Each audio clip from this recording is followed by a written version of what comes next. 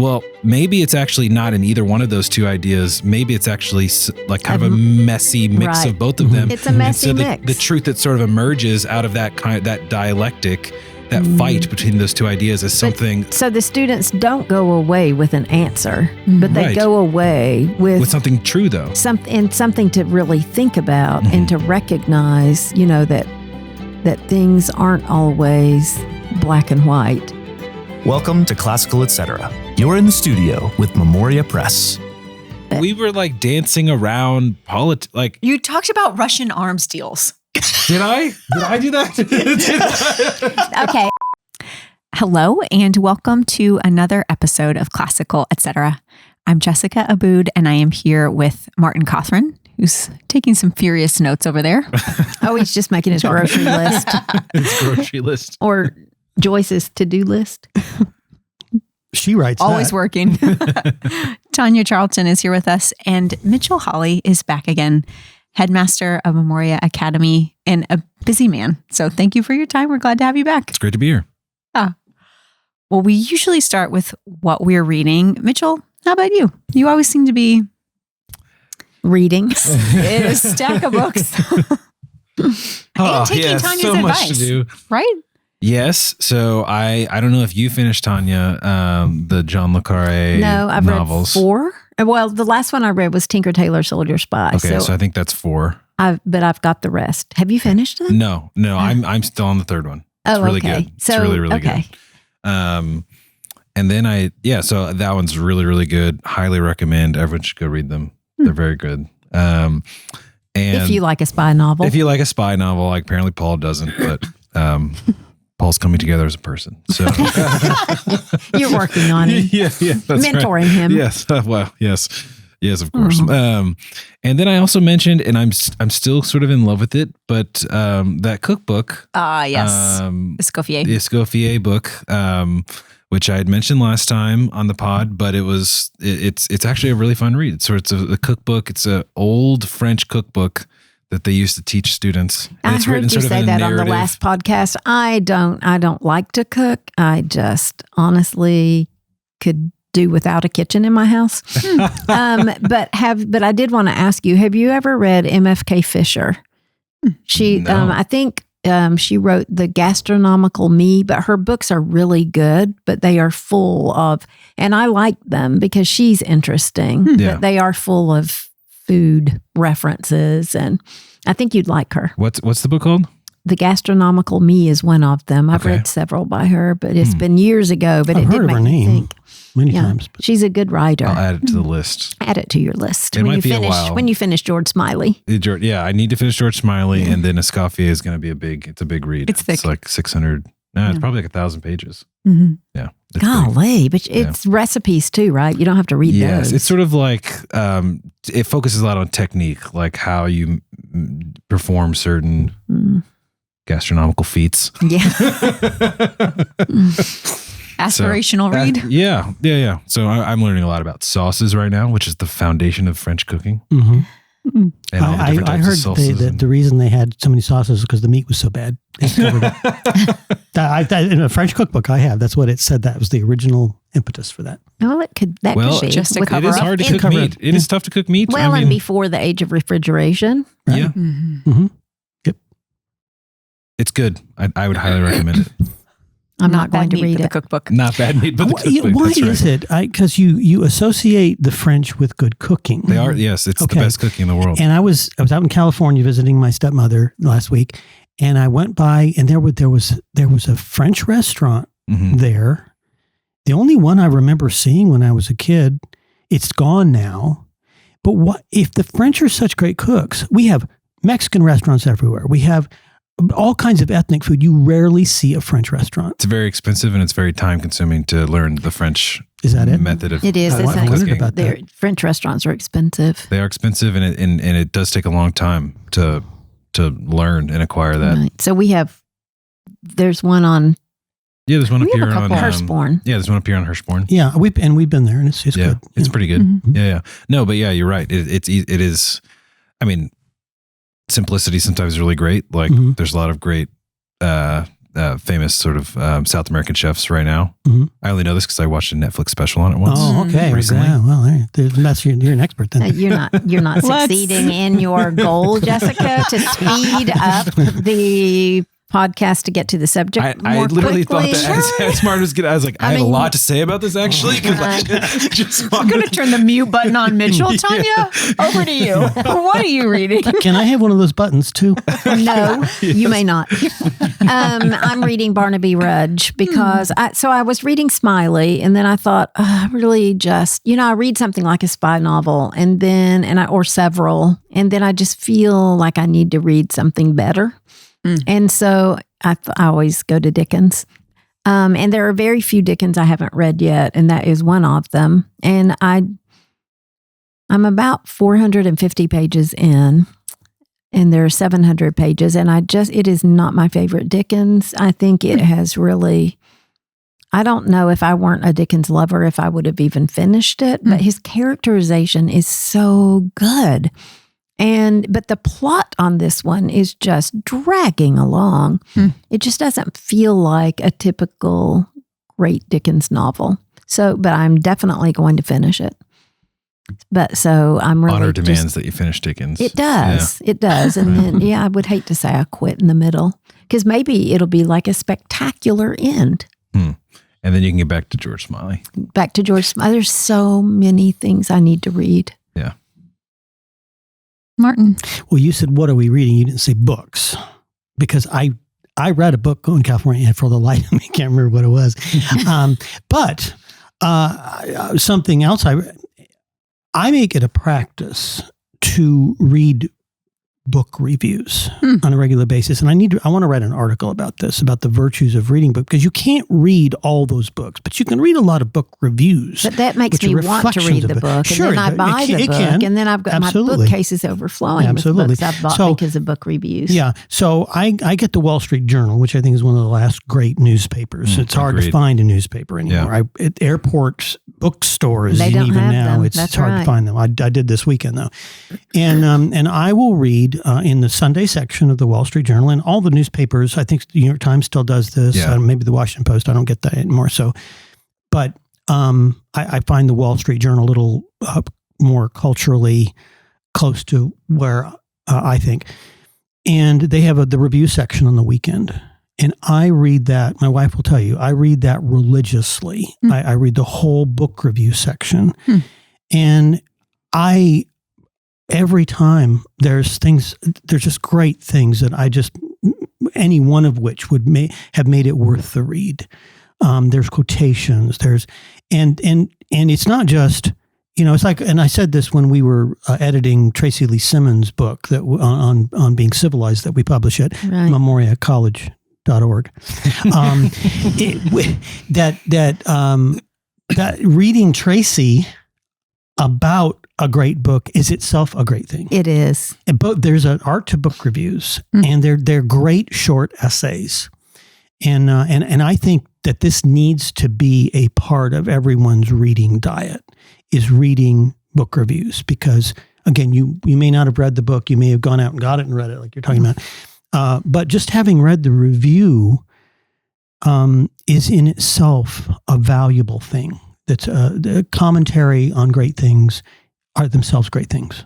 So I wanted to put in a word for reading book reviews, and the Wall Street Journal's review section every Sunday, which is just wonderful. Boy, you were really desperate to find something you've been reading. I've been wanting to say this. Well, and the New York Times does the New York Times review of books. And that one is like largely trash now. Right. It just doesn't a lot of those good books anymore. Right. But you still have the Claremont Review. Yes, I get that. I love it. And I think Modern Age still does a Modern book Age, review. absolutely. And, so there's a few other I can't remember. The New Criterion. The New Criterion does a few. Yeah.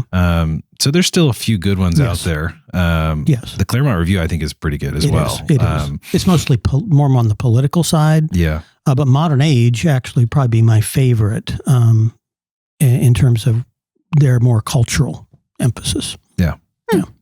A plug for reading book reviews. It's a new spin on what you're reading, but we'll take it. Reviewing book reviews. That's right. Well, on to today's topic. We're going to talk about the Socratic Method. What is it? Would Socrates be proud of how we're using it? And how do you do it with a student in a classroom? Mitchell, I want to start with you. I wonder what the average person's definition of the Socratic Method would be. I think there might be some misconceptions. Is it just asking questions? What is it?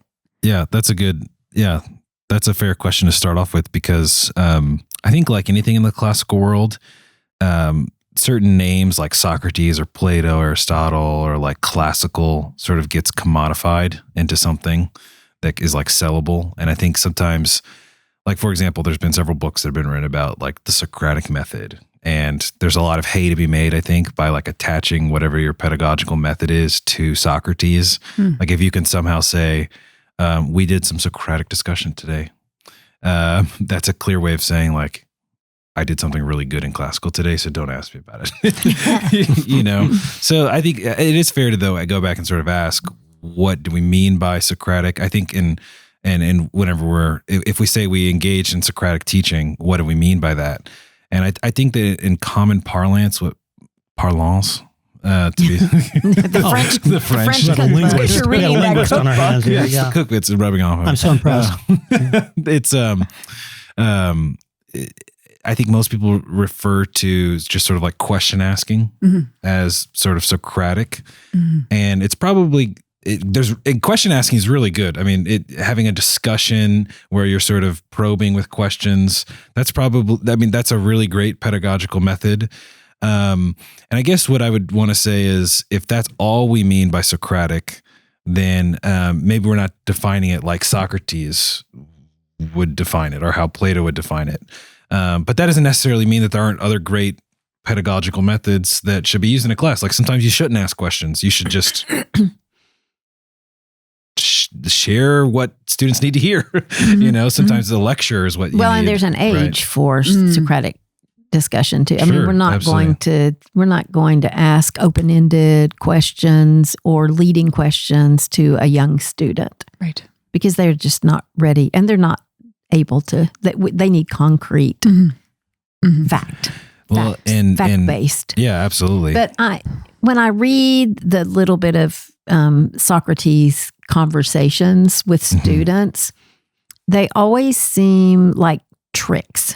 Like an historical record of his conversations? Yes. Okay. The stories. Like Plato's retelling of the dialogues. Yes. Yeah. Yes. And I feel like that's different from what we're doing, because they seem, it's like they're like he's tricking. I mean, I can see that in college or maybe in upper high school, but it just feels like there's never an answer. Right.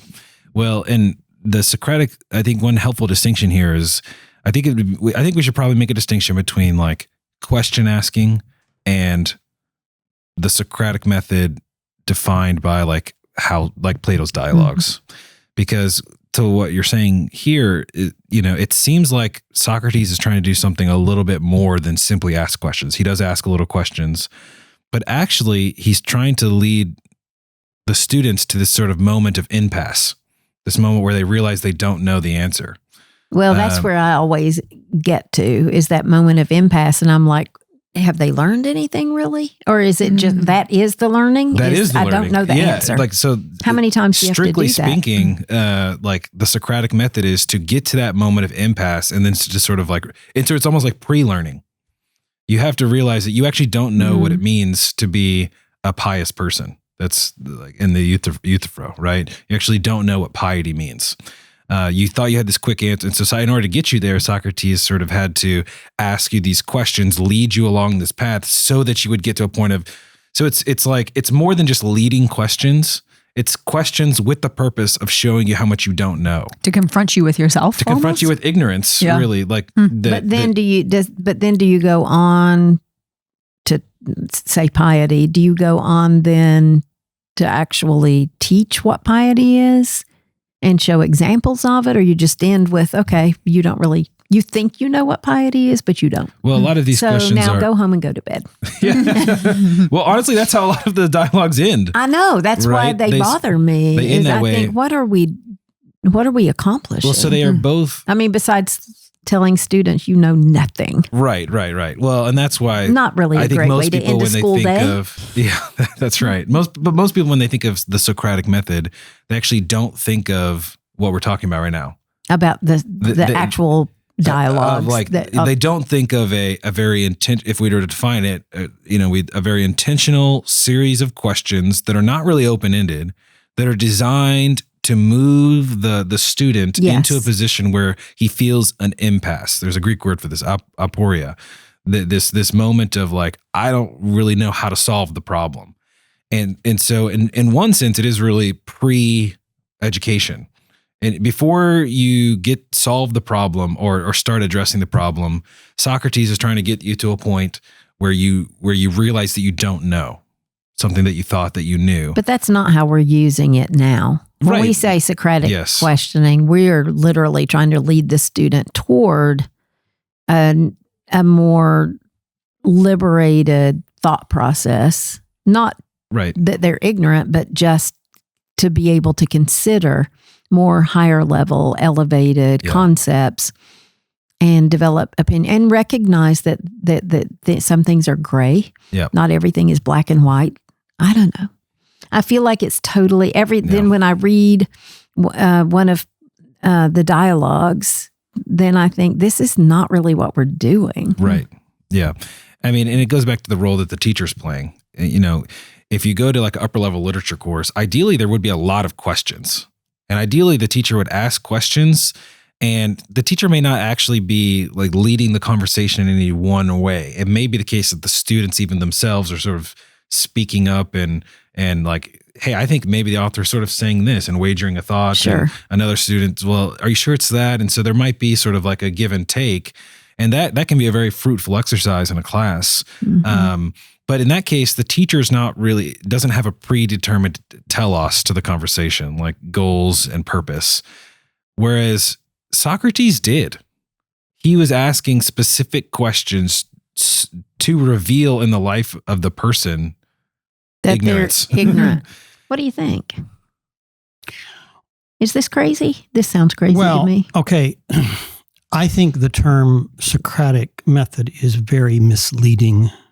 Educationally and pedagogically, because if you read a lot of Plato's dialogues, particularly some of the shorter ones, he's asked the question, what is justice, or what is some other great idea? And his interlocutors will give various definitions, and he will cut all of them down, and then it ends. Okay, right. You don't find out what it's what Cheryl used to call ignorance awareness. Mm-hmm. Well, right? That's what he's just said. Right. Yeah. What Plato is what Socrates is engaging in is dialectic. Now, if you mean by Socratic method dialectic, which is traditionally, I think, what it refers to. And what do you mean by that's dialectic? Very problematic. Like a back and forth. Like that's very problematic. Well, that term has meant different things down the ages, right. but that's what Socrates called what he was doing. Yes. And so I think it's very misleading because what Socratic method is showing people who already know things that they don't understand them. I think that's one way to define what Socratic method is. And when you say, well, what we do in classical education is Socratic method, well, I hope not, because they're going to come out of the class quivering and crying because you just tore all their arguments apart. But it can only be used with people who already know things. It's not a method of gaining knowledge. Okay. And this is the mistake refining? we make. Yeah. And I think I've said this before. I was at a seminar on Socratic method. Mm-hmm. And I sat there all day, and one of the ladies was a inner city second grade teacher. Should I be using Socratic method in my second grade? Yes, said the speaker. And I thought, oh my gosh. And the entire day, okay, when their thesis was all teaching should be Socratic. Oh. The whole day was done in lecture. Oh, goodness. Yeah. They were violating their own principle. Okay. And I know the person who put this on, and I gave them grief about this, and they didn't really deny that. So I think there's a lot of things. The other thing is that according to Socrates himself, or at least Plato, the Socratic method is only appropriate for mature men over the age of 30. Because if you teach it to children, it will, he said, make them love disputation rather than virtue. And so I think there's just a lot of things about this that are very problematic for, and I think somebody brought up the question and answer, which is Socratic method light. Right. Okay. Mm-hmm. And I think that is perfectly appropriate. I mean, you are asking even kindergartners when you read a story together, well, so who is so-and-so? Okay. Why did they do that? Why did they do that? Why did you use that question answer method all the way down? And I think that's what we need to be talking about. But quit calling it Socratic. Quit calling it Socratic method, or just redefine it so that the terms are very clear. Yeah. Mm-hmm. Otherwise, you're going to confuse a lot of people. Well, I feel like we are all confused because I think we are used to that term and we're trying to use it in schools now because we think it's classical. Right. And that, I think that is what's bothered me, is that I would read some of the dialogues and then think this isn't what we're doing at all. And importantly, not all of what Plato wrote was in a dialogue. Well, what I've read, that's an important point, because to what you're saying is that the Socratic method, in other words, this series of questions that are designed to lead you to believe that you don't know anything. And they do feel very mature. It doesn't feel like something you would want to do with a child. Mm-hmm. Right. Even a high schooler, I would struggle with that. Yeah. But it serves a purpose, but you also need, like in the other things that Plato has written, you need a constructive argument where the teacher is sort of laying out inductively or deductively exactly what, logic is or what justice is, and sort of making a case. And so there's the Socratic method, very strictly defined to exactly how Plato's depicting Socrates, has a role to play, particularly for older students. Who are all already culturally and morally literate to a certain extent. There has to be a certain level of that to engage in that at all. Right. And then, so if that is like the highest form of the Socratic method, I think what you're pointing out is that there's like subspecies of that may be appropriate, right? Like question and answer that could go all the way down to kindergarten where you're sort of asking questions. This one species you might, if we were just sort of to parse out sort of how we might reference in our methodology, like Socrates might be the term they used was a dialectic. And sometimes how I always thought about a dialectic is like, imagine there are three friends in a room and they were all sort of wagering their own opinions about a particular topic. And in this case, there is no Socrates.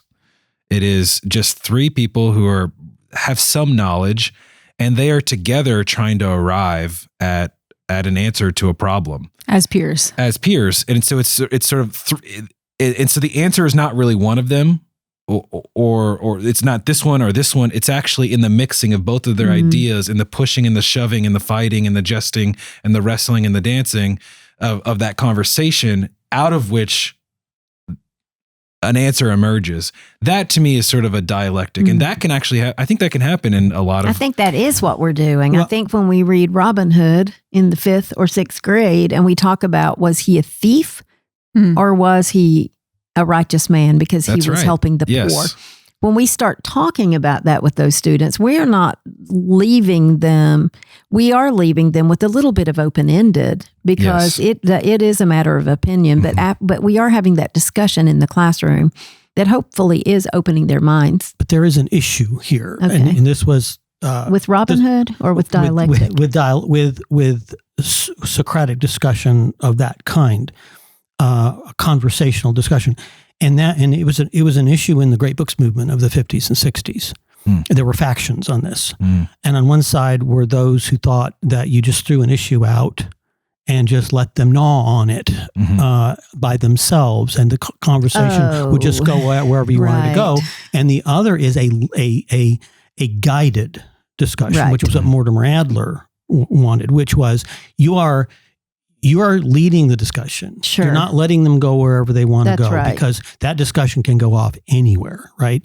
So Well, when and we they start just- going off on this rabbit trail, you got to pull them back Yes. to the question you're trying to discuss, and so it is guided discussion that we Absolutely. need. It's not unguided. But I would make that I would just want to distinguish that from like a dialectic in like the truest, most pure sense is really it's not necessarily Sure. guided. It is 3 or 4 or 5 persons, and out of the mixing of all 5 of those opinions and thoughts and ideas emerges. Would you say that's what The logic, what's right. characteristic of Platonic dialogues? No. Because Socrates is clearly leading the discussion. Right. Well, exactly. But now that's why I'm trying to say, like, I would make a distinction between a dialectic, Mm-hmm. which is not led, Mm-hmm. but it is precisely in the engagement that of the two that some true idea sort of emerges. Sure, but that could happen in a guided discussion. It right? can. Oh, yeah. I think at the end of the day, regardless of how you lead a class, you actually want a truth to emerge, right? Ideally, Right. the students, and so there's a couple ways to get there. With young students, you might ask questions and demand answers. And hopefully they're saying, this is what this Sure. character did. So truth is emerging, but it's in your question asking and forcing them to give an answer. And a dialectic where truth might emerge, but it's not necessarily in one person bringing truth to the table. It's in 2 people fighting out and realizing that there's element like the Robin Hood is a great example. Is he a thief or is he not? Is he a hero or is he a thief? Well, maybe it's actually not in either one of those 2 ideas. Maybe it's actually like kind of a messy mix Right. of both of them. It's a messy and so mix. The truth that sort of emerges out of that that dialectic, that fight between those 2 ideas is something. So the students don't go away with an answer, but they Right. go away with something true though. something to really think about and to recognize, that things aren't always black and white, but that we've got to work toward what we believe about them, and we can have different opinions, Yes. and that we will continue to grow in our Right. understanding. Well, and plus, even if you walk out of a discussion like that, having grasped one of those positions as what you think is the true position, you understand it better than you would have if somebody just taught that to you That's right. discursively. And your dialectic then happens in the lunchroom. Absolutely. With the Yeah, sure. students around the table, Yeah. and it is not guided. Yeah. In the classroom, the whole thing is guided, but Right. then they take it out, Yeah. and you hear them at the lunchroom table talking about these just amazing conversations Yeah. between just the students. And that contest between 2 positions is so revealing of both positions, really. Yes. There's nothing better than an argument. A true To argument. be able Yes. to appreciate what you believe and what you don't believe, but I mean, Yeah. you're much more firm in your acceptance of a position if you've heard all the arguments against it and you've heard them refuted. Oh yeah, you Yeah. can't. That's why you should not necessarily always read things that you agree with. Oh, absolutely. Because then you'll never, if you don't know what the other side is saying and what their case is, and if you haven't wrestled with that, then you're not really ever going to be able to defend Absolutely. your side. Right. And I think that's why the classical idea of the dialectic is actually takes place not in a classroom, but takes place amongst friends. Do you think it takes place in a classroom, that it can be guided? Are we disagreeing Well, here? I guess Or- I'm making a distinction between a guided question but asking. you would not call that a dialectic. No, I wouldn't. I would say Would that's you? guided questioning. That's where this teacher sort of the Mortimer Adler sort of approach, where it's a stewarded stewarded conversation. Sure. A true dialectic is not stewarded. It is. But that's a genuine. why then does Socrates describe what he does, which is precisely what you said it was not? Why does he describe that as dialectic? Or are you using dialectic like with a capital D as opposed to a small d? A small. I'm saying like we're trying to make a distinction between things that are the Socratic method, and we're trying to say that no one does the Socratic method. Very few people do. And so there are things that are not Socratic method, but are sort of like the Socratic method. So like direct question asking, it's Socratic-ish, but not the Socratic method. So you have like direct question asking, you have guided discussion, guided question asking. You might like having a dialectic. But what's the difference there between a guided conversation? A guided conversation. Well, you're just saying a dialectic is an unguided conversation. That's what he said. And I'm saying Socrates calls dialectic a guided conversation. What he's doing dialectic, and it's a guided conversation. This might be a lunchroom conversation that we'll talk about. So wait, what you're saying is that Socrates calls what I'm calling the dialectic a Socratic method? No, you're saying dialectic is unguided. I'm saying dialectic, as Socrates practiced it, was guided, and he called it dialectic. Well, dialectic is just a general word. Okay, so I thought that's what was happening is you're using dialectic with a small d. Yes, exactly that's right. That's fine. Just want to make sure we. Because sometimes the word dialectic can actually just mean Socratic dialogue. Yeah, right. I didn't know it had a small d and a large d. Well, it does now. Okay, defining the terms. Okay, so when we think about the application of a guided question asking exercise, if a teacher wanted to apply this in the classroom or even in the home school, what are some essential skills or things that you would tell them that they need to be able to do? I would just say it's just a matter of the complexity of the questions, really, more than anything else. When you're dealing with second, third graders, you're asking just real basic questions about the story and what's happening and that sort of thing. When you get to reading in a Karenina or something in high school, you take a passage out of it and everyone reads it together, and you can just say, what do we think about that? And you may have some more particular questions on, well, why did he say it this way? Or what, but then they're more competent in their ability to understand literature, them. But you're still guiding them. Yeah. You're still trying to get them somewhere. Right. Yeah. And you may be trying to guide them towards a particular conundrum, like, like, who is Robin Hood? I actually want you to wrestle. You may, in your question asking, sort of be thinking to yourself, I want these students to wrestle with the question of, is he a hero or is he an anti-hero? And so the questions I ask are going to be probing them to think about that. And anytime a question sort of goes off this way, I'm going to bring them back and say, come back over here. Let's get back to this central question, because that, if they can wrestle with that question, I want to see the fruit that results from them wrestling with that question. Right. And if they say, well, I think so-and-so is this kind of, I think he's saying this. And then you say, well, but over here, he said this other thing which seems to contradict what you're saying. What do you think of that? Exactly. There's just anything that can get them thinking dialectically, right? Yes.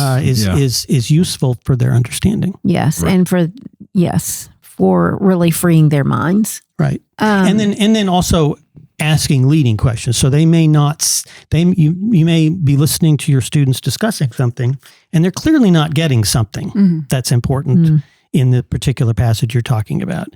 So you got to lead them toward it, right? I mean, if I'm teaching The Violent Bear It Away by Flannery O'Connor, which is a very, very sophisticated story, but you can, I taught it in high school.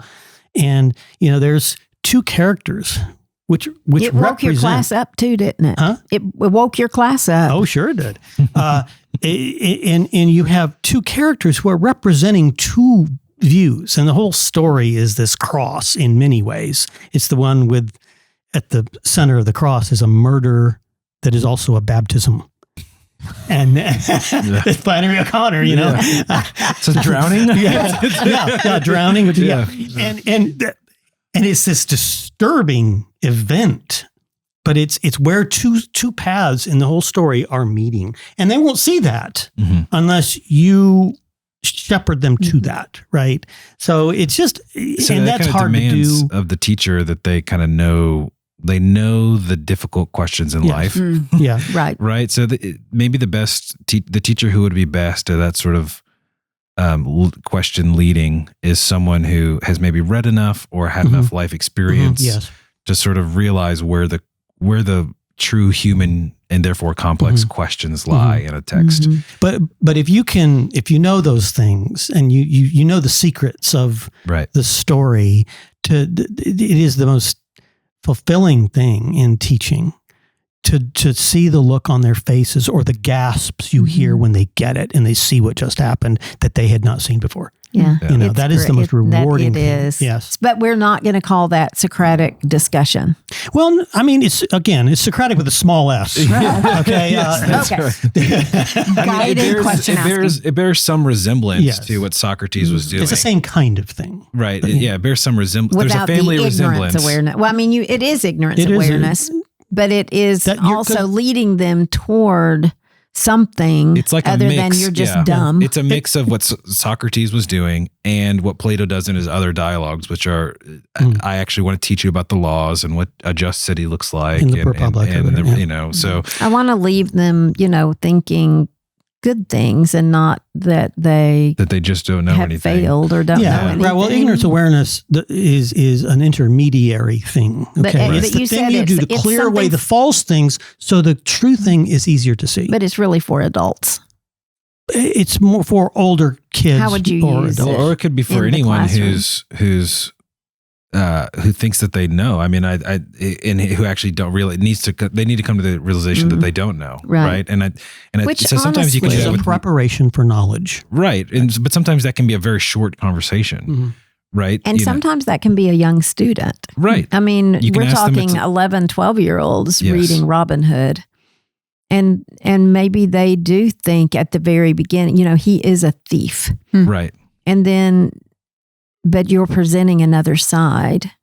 right, And so, there are students who are very much, they need an answer, like a black and white answer. Yeah, It was taught those students. How do you work with students who struggle with like open-mindedness? If you're trying to open their minds and lead them somewhere, that's it's where It's a fortress that you besiege. It is frustrating to them. But you have to keep at it. That's where in the middle of a class where you're doing a guided instruction, you might actually pull out the Socratic method and you might actually ask a penetrating question to that student so that they realize, I don't know the answer to that question. a forcing function for I tell humility. you, Yes, that's right.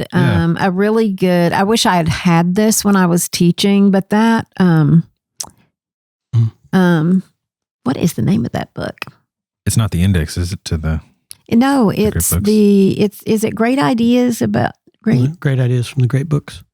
maybe? Yeah.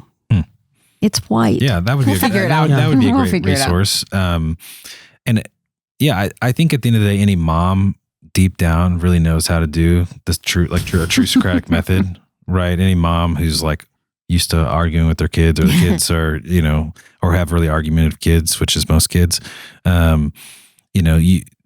Moms tend to do a really good job of finding a way to sort of shut that question asking down, so I actually think that while for the purpose of education, maybe the Socratic method is probably best used for the oldest students. Right. There are probably times to have it in the holster, to be able to pull it out and then put it back in, and then be able to continue on with sort of guiding them to things that are true. In high school, that might be especially true. I mean, I'm just thinking of the moral philosophy class that I taught a few years ago. There were times in there where students had very simple answers to very complicated ethical situations, like the trolley problem or whatever, and so sometimes, you might be, and they're really dogmatic about like, this is true, this is what you should do in this sort of situation. And then it just takes a simple question to sort of turn that on its head, like, well, what about this? And then all of a sudden they're like, well, now I don't know. And maybe that's better suited for certain classes than others. Like, it's hard to do a history class using the Socratic method, right? Right, because it's fact-based. You have to Except teach that all these things. you are dealing, though, also with motives, with conflict. Yeah. I And- guess you could, if you're teaching the French Revolution, and was it good or was it bad? Right. What happened? Well, that's a pretty the monarch difficult situation. Edmund Burke had wrote a little thing about that, and little thing, A little thing. a pretty big book actually. Reflections on the French Revolution. Yeah, he didn't like it very much, but then Robespierre, though, he wrote some things. Oh, Just kidding. Whoa, yeah. Before he got beheaded. Yeah, that's right. That's right. But But yeah, I do think just to going back to the topic, sometimes I think we speak too quickly to sort of call what we're doing the Socratic method. And sometimes we feel like we need to justify what we're doing in the classroom by like labeling it Socratic. And that's okay. Like let's just free everyone. They don't need to do that. Right. You can still be a great teacher without ever quote doing the like Socratic method. And people also think that you need to sit in a circle, in a U or a circle in order to practice that. And you really, we never are, even our seniors are still in rows. But when you go to our classrooms, there is a vibrant discussion going on. Yeah, can I just point out that Socrates did not use a Harkness table? I just makes me feel good saying that. How do you know that? Yeah, prove it. But would he have been proud looking at what we've been talking about today with the guided discussion as a pedagogical tool, even for the teaching of Robin Hood? I don't know that there's any evidence Socrates taught children. He was put to death for influencing children, but that was indirectly, not direct. He wasn't teaching a class of kindergartners. I didn't say that. Yeah. Okay. Well, I'm just saying. So I think that I'm sure if you had asked him, he might have had something to say about, well, how do you do what you just did with us in a class of fourth graders or whatever? I'm not sure. I just think if you look at Plato and all of his works, only some of them are dialogues, and only some of them are those moments of impasse sort of dialogues. The rest of them the really dialogues are a little bit closer because it's Plato writing about Socrates. That's true. I'm assuming that the dialogues are a little bit more like a closer portrayal of Socrates than the non-dialogues are, which is mostly Plato's views, right? No. No, it turns out okay, here we go. It's like all Plato all the way through. Well, yeah, but there is a question of how much is Plato actually reflecting the beliefs of his teacher, right? Yeah. Well, that's an open question, and good mind can disagree. And reasonable minds and discuss it. So we'll leave this table, and you all can have a have a non-guided discussion, a dialectic, as it were. This would be a great example of a dialectic because you were coming to the table and you are you are deceived in the sense that you believe that somehow like Plato is sort of being there's a fidelity that Plato has to the actual ideas of Socrates, and what I would want to say is I believe the exact opposite. I think that Plato is using Socrates as his puppet, as his own mouthpiece. Wow. And that would be a great dialectic, because and out of maybe the clashing, we would have a more moderate position between us, and maybe truth would emerge, or better yet, you would just believe what I'm saying. Yeah. Or we could just hand out boxing gloves and determine the. That's right. That's part two. I feel like demanding satisfaction here. But isn't that the most fun when you can have that type of that sort of a dialectic with someone where it can be. Where two people could disagree vehemently on a topic. I have a word for that.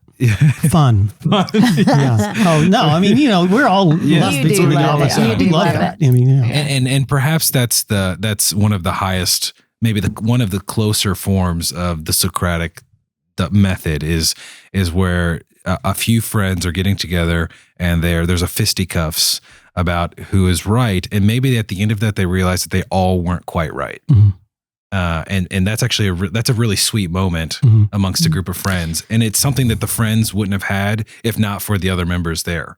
Well, I remember, I think it was in his autobiography where Chesterton was talking about when his little brother Cecil was born. And his response, he said, I thought, now I will always have someone to argue with. Oh. And they did for as long as Cecil lived. I'd just like to say as we close, thank you, Mitchell, for behaving today. Yeah. We'll have to edit less out. There are a few moments where I just wanted to go off the rails, but given the type of question and answer that was here, I felt really tied down. You behave better when I'm here. That might be true. Yeah. It's Paul does not tie you down. She's the den mother here. Well, thank you for that role that you play in my lifetime. I appreciate that. Well, And in the whole company, really. Yeah, and in Martin's life. Yeah, we could just sort of. You're welcome. Oh, wow. We wouldn't be the same without any of us. Great discussion. I learned a lot. The Socratic Method. Yeah. I had some misconceptions of my own. I did too. Yeah. I had no idea there was a little d, a big D, a little s, a big S. Taking notes over here. Oh. Yes, turns out you could take any noun, make it a capital, and now it's Grammar. an idea. Yeah, right. Grammar too. That's right. Yeah. Oh, what an enjoyable discussion. Thank you for joining us. We will be back next time.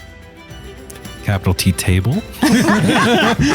Thanks for joining us today on Classical Etc. by Memoria Press. If you like what you heard, please like, subscribe, or share this episode or comment. We love to hear your questions and your comments. If you want to learn more about Memoria Press, please go to memoriapress.com. This has been Classical Etc. We're so glad you joined us, and we'll see you next time.